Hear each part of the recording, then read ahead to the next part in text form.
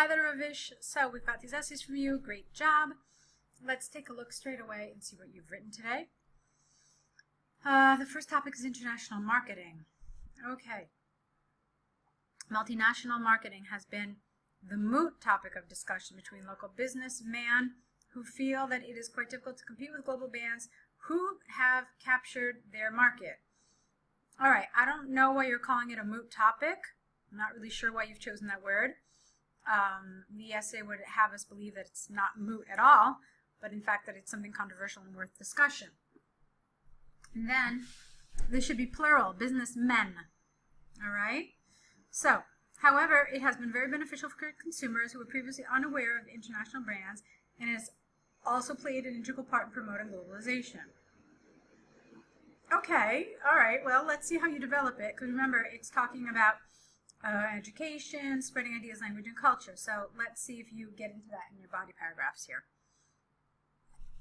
Small business owners feel threatened by the presence of a you don't need to capitalize this, of a multinational brand in the market. First of all, the local stores are unable to market their products through various sources of advertising due to money constraints. Okay, you could have developed this a little more.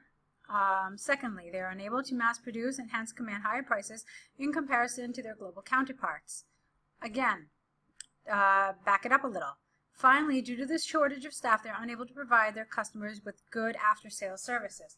All right, so presumably this is the paragraph that should be talking about international marketing being invasive and intrusive. I don't get that from this paragraph. Instead, what I see here when I'm reading it is that you're talking about the downsides to the local economy of global trade, okay, and how they are negatively affected. But that's not what the essay has asked you. You're supposed to be talking about it as being invasive and intrusive into the country.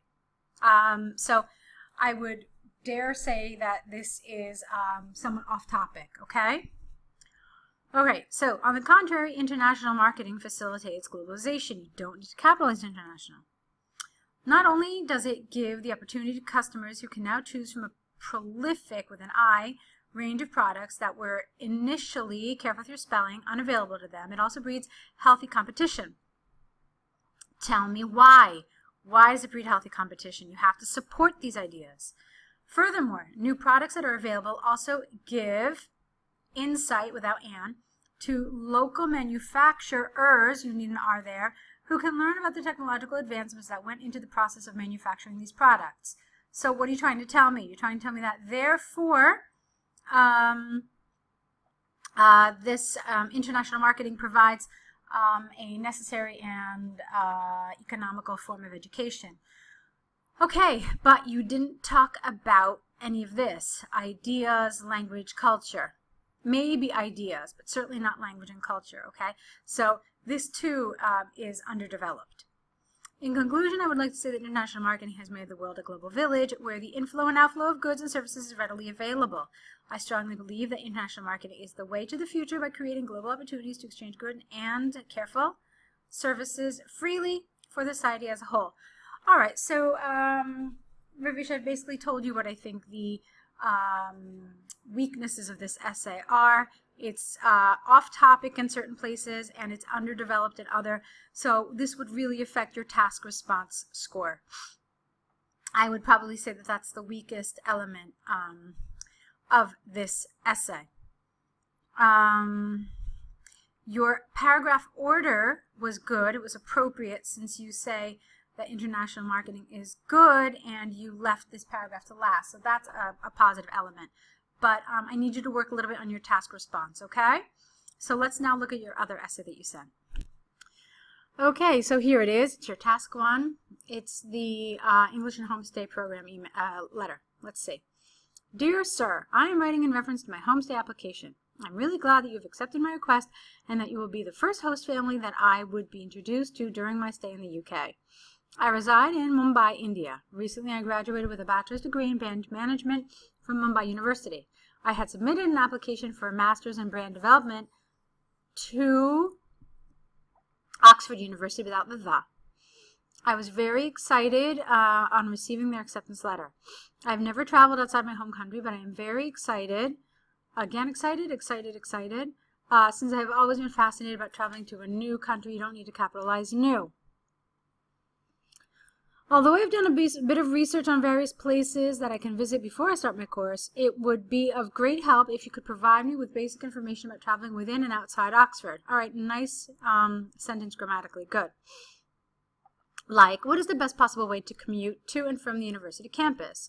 Also, is there a store in your vicinity? Not if there is a store. You want to say also, is there a store in your vicinity? Where can I hire a bicycle? No comma, since I have heard that it is the cheapest way to get around the city. I'm really excited to meet you guys. I will be arriving on the 29th of July at Heathrow Airport at 3 p.m. I'm looking forward to seeing you, ING, in the UK. Thank you so much for hosting me. See you soon. Best regards. Okay, so let's go through some of the issues here. Okay, so let me work a little backwards here. First of all, you started your letter, Dear Sir, but you ended it, best regards, which is incorrect. When you don't know the name of the person you are writing to, you absolutely have to finish your letter. You have to close it with, the sign-off has to be yours faithfully, capital yours and faithfully lowercase.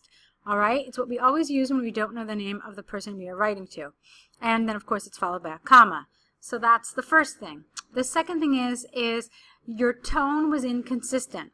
What do I mean? I mean that in some places it was very formal, and in other places it was either neutral or informal. Let me give you an example. Here, I am really excited to meet you guys. This is really informal. So, a more formal way of saying the same thing would be, I am eagerly looking forward to meeting you and your family. Okay? Same overall meaning, but the tone is much more formal. Okay?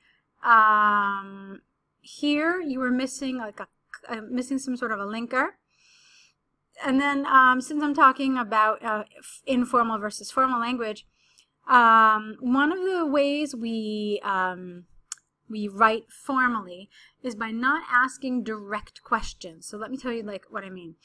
You said here, also, is there a store in your vicinity? This is a direct question. So one of the things you want to aim for in a formal letter is to make these more indirect. So how could you have done that? You could have said, furthermore, I would like to know if there are any stores in the area so that I may purchase basic necessities. Okay? That's one thing. And then here again, where can I hire a bicycle? Would you please let me know if it is possible to hire a bicycle in the area, since I have heard that it is the cheapest way to get around the city. Okay, so do you see what I do? I use a lot more of this indirect language, using a lot of modal verbs. Would you, could you, would it be possible? This kind of thing. Okay? You never told him your name, which was funny. You said I reside in Mumbai, India, but you never said who you are. But you did everything else that you were supposed to do, okay? So I'm obviously starting out with the weaknesses, but a lot of it was quite good. You developed your answer. You gave a lot of the information that was necessary. So good job. All right. So I hope I get to see more of your essays, Ravish. I think that together we can work really well in order to help you reach your IELTS goals. You've got some nice elements here to your writing, but like I said, I want to help you pull them together, okay? So hopefully I'll get to see more of your essays in the future. So that's the end of this video correction, and I want to wish you lots and lots of luck.